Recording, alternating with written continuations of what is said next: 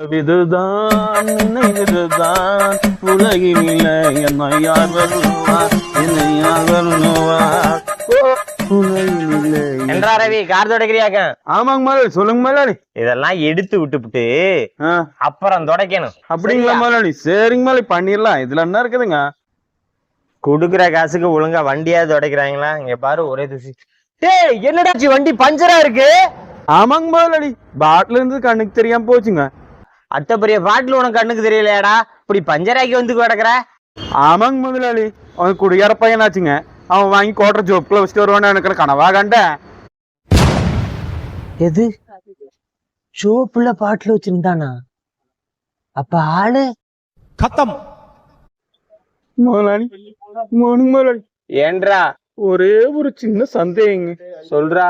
இந்த கேஸ் உங்க மேல வருமா என் மேல வருங்களா சாமி? அருமைடா, அதெல்லாம் ஜம்முன்னு விளக்கு வச்சு இதான்டா டிரைவர், உன்னை தான்டா வச்சு ஓட்டணும்.